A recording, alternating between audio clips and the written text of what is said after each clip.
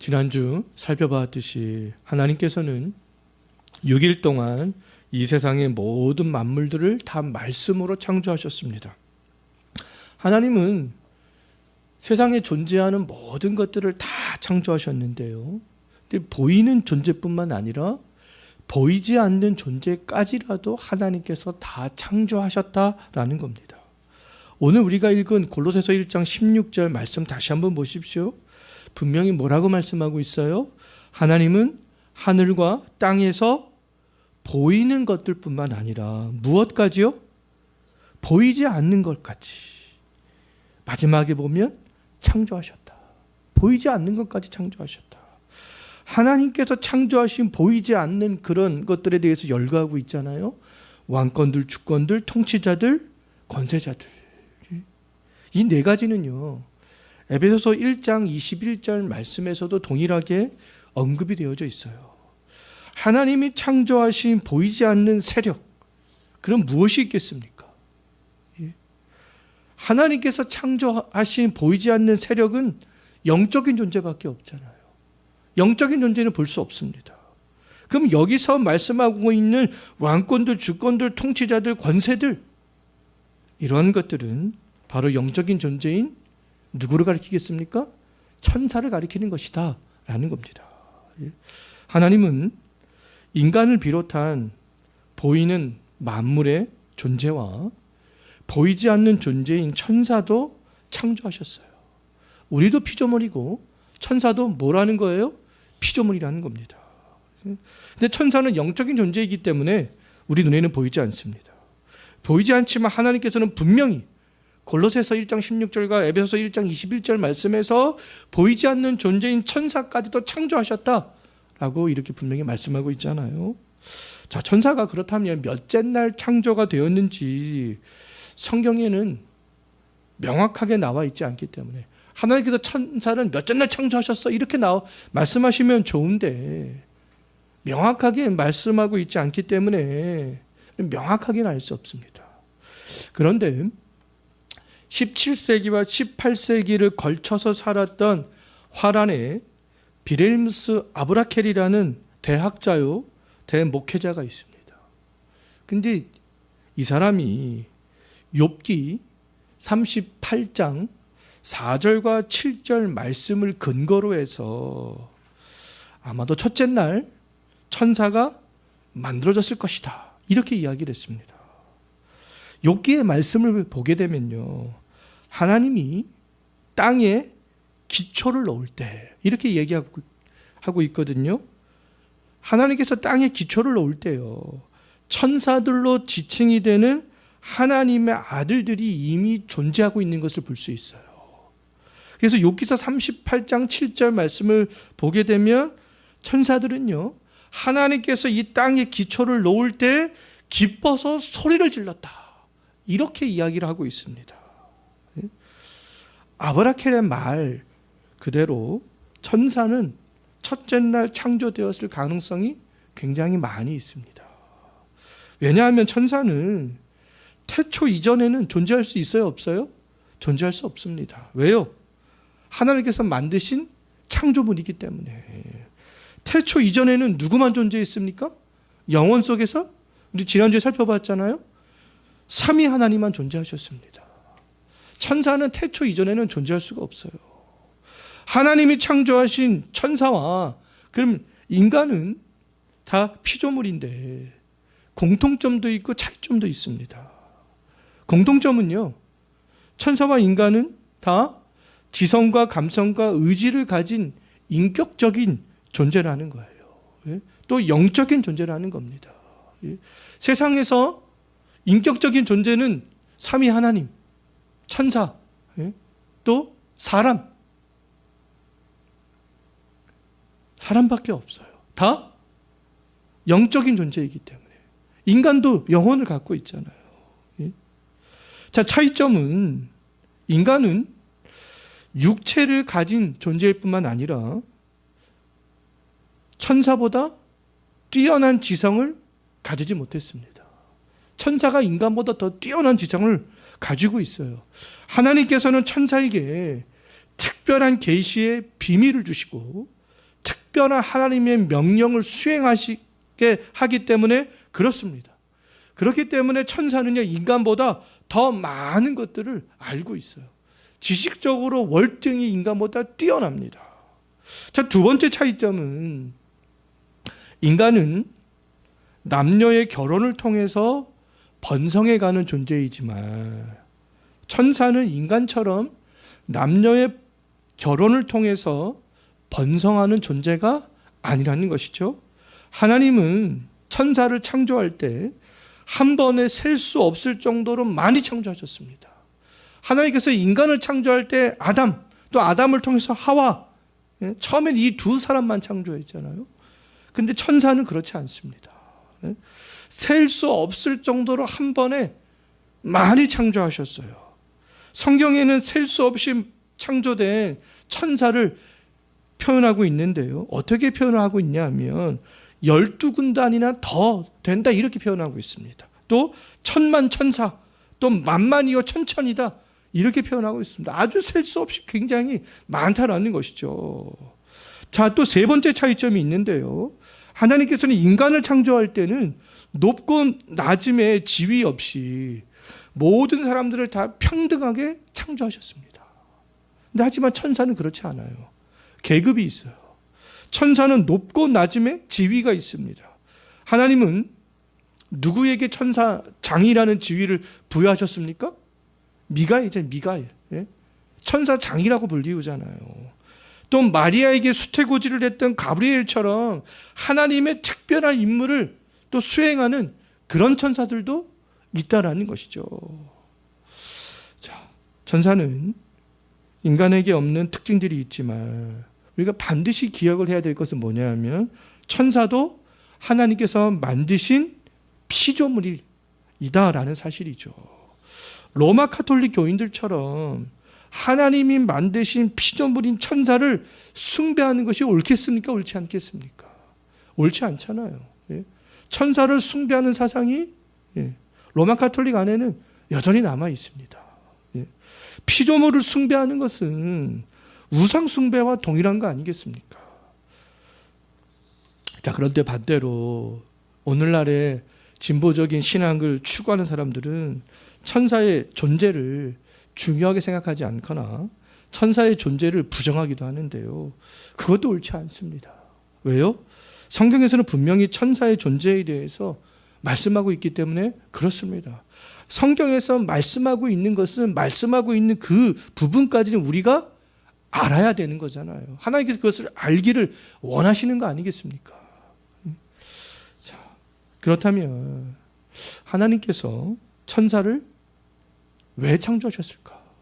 천사를 어떤 이유 때문에 창조하셨을까? 오늘 우리는 이게 두 가지를 살펴보려고 하는데요. 하나님께서 천사를 창조하신 첫 번째 이유는 오늘 본문에 나와 있습니다. 오늘 본문 우리가 읽은 골로새서 본문을 보십시오. 오늘 본문 말씀에서 그라고 지칭되어 있는 인물이 있잖아요. 그는 누구이겠습니까? 예수 그리스도죠. 만물보다 먼저 계셨다. 그 만물보다 먼저 계셨다라는 것은 예수 그리스도도 이 세상을 창조할 때 성부와 함께 하셨다라는 거잖아요.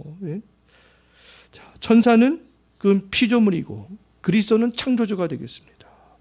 천사는 누구를 위해서 창조되었다라고 오늘 본문에서 말씀하고 있어요? 예수 그리스도를 위해서 창조되었다 그렇게 말씀하고 있잖아요. 천사는 피조물로서 예수 그리스도뿐만 아니라 성부 하나님께 찬송과 영광을 돌리는 일들을 하기 위해서 하나님께서 창조하셨다라는 것입니다. 요한계시록 5장 말씀을 보게 되면 수없이 많은 천사들이요 하나님의 보좌 앞에서 또 어린 양께 찬송과 존귀와 영광과 권능을 돌리며 경배하는 것을 볼 수 있어요. 그것이 천사가 하는 일들이기 때문에 그렇습니다. 그 일들을 하라고 하나님께서 천사를 창조하셨기 때문에 천사들은 하나님의 보좌 앞에서 또 어린 양께 그렇게 영광과 찬송을 돌리는 일들을 할 수밖에 없는 게 아니겠어요. 또 광야에서 예수님이 3번에 걸친 사탄의 시험을 말씀으로 물리치셨을 때 천사들이 와서 예수님의 수종을 드는 것을 볼 수 있습니다. 또 예수님께서 이 땅에 다시 오실 때에도 누구와 함께 강림하십니까? 천사들과 함께 강림하시잖아요. 예수께 영광 돌리고 수종을 드는 그 일들이 천사가 창조된 목적이기 때문에 그 일들을 천사들이 하는 것이다 라는 겁니다. 자, 그렇다면 하나님이 보이지 않는 존재인 천사를 창조하신 그 두 번째 목적이 있습니다.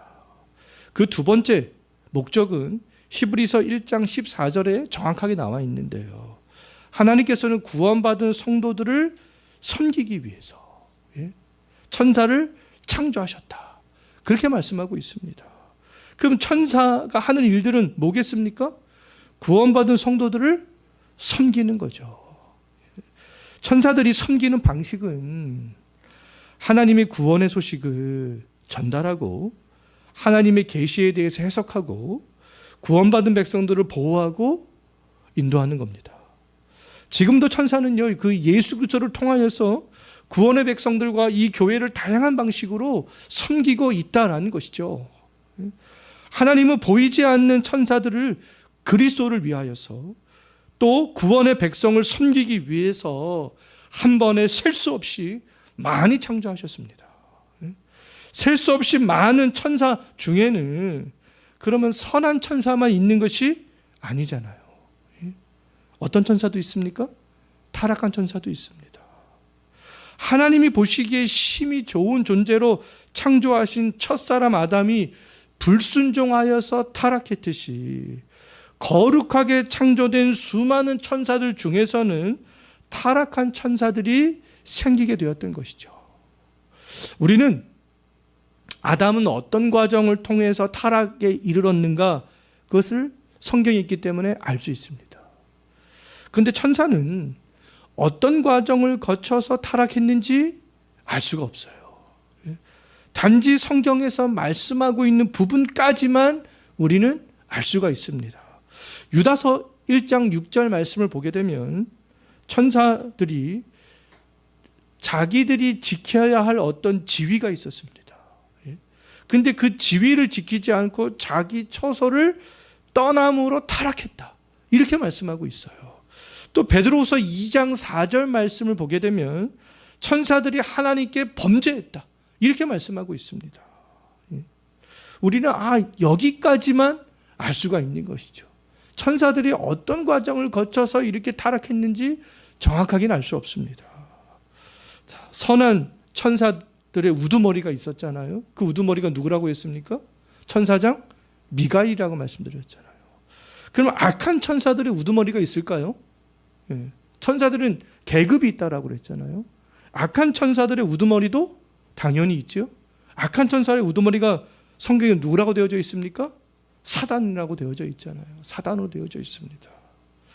사단과 사단 아래에 있는 수많은 악한 영들이 그 하는 일들이 있습니다. 선한 천사들이 하는 일들이 있었잖아요. 그럼 타락한 천사들이 하는 일들이 있어요. 그 타락한 천사들이 하는 일들이 뭐냐면 하나님과 구원받은 백성들을 대적하는 일들을 합니다.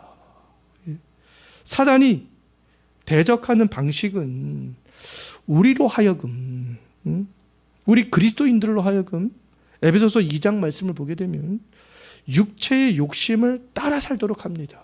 그렇게 유혹을 하죠. 그냥 세상 사람들과 동일하게 육체의 욕심을 따라 살도록 그렇게 사탄이 우리를 유혹해서 그런 일들을 하고 있다라는 겁니다.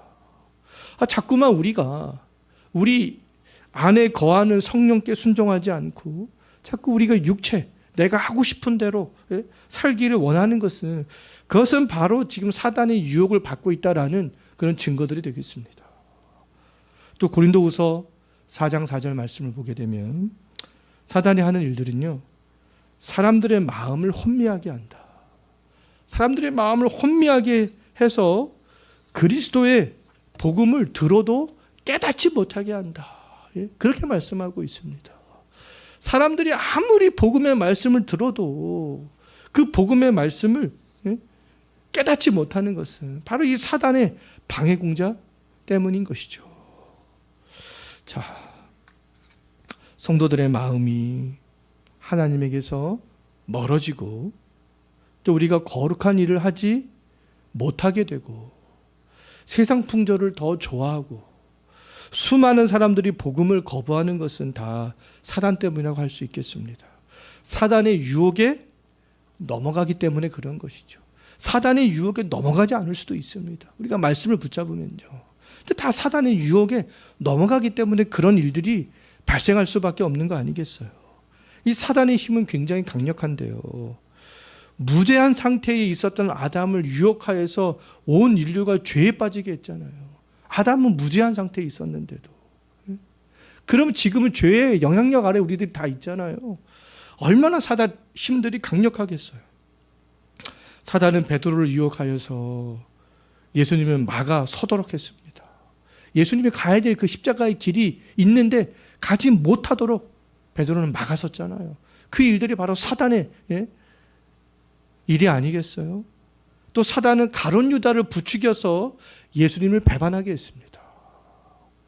자, 선한 천사가 예수 그리스도 아래서 교회와 우리 구원받은 백성들을 보호하고 또 섬기듯이 지금도 악한 천사는요, 우리를 넘어뜨리기 위해서 우는 사자같이 두루다니며 삼킬 자들을 찾고 있는 거 아니겠습니까? 유혹하여서 넘어뜨리려고 찾고 있습니다. 사단은 심지어 이 교회 안에서도 활동하고 있어요. 예배 중에도 활동하고 있습니다.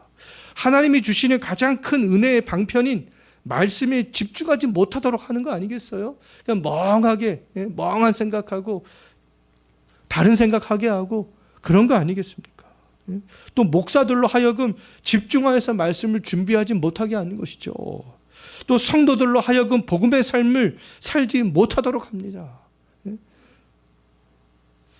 이처럼 영적인 존재인 천사는 선한 천사든지 악한 천사든지 우리의 삶에 밀접하게 연관이 있어요, 없어요? 밀접하게 연관이 있다라는 것이죠. 선한 천사는 하나님의 명령을 수행하고 우리를 보호하는 일들을 합니다. 요한계시록을 보게 되면 종말의 시대에 천사는 어린 양 되신 주 예수 그리스도의 주권 아래 나팔을 불고 7 진노의 대접을 쏟으며 심판의 메시지를 이 땅에 보내는 일들을 수행하고 있잖아요. 지금 우리는 종말의 시대를 살아가고 있습니다. 종말의 시대. 종말의 시대 때 계속 지금도 천사들에 의해서 나팔이 불려지고 있고요. 진노의 대접이 쏟아지는 가운데 있습니다. 천사들이 지금 그 일들을 수행하고 있는 거예요. 저는 무천년주의자이기 때문에 이렇게 얘기하는데 전천년주의자들은 또 다르게 얘기할 수 있습니다. 자, 전천년주의자들은 우리가 받아들여서는 안 되는데 또 역사적인 전천년주의자들이 있습니다. 전천년주의자는 세대주의와 연관이 있는데 역사적 전천년주의자는 그렇지 않아요. 우리가 요한계시록을 했던 분들은 이미 다 공부를 했던 내용들이 되겠습니다.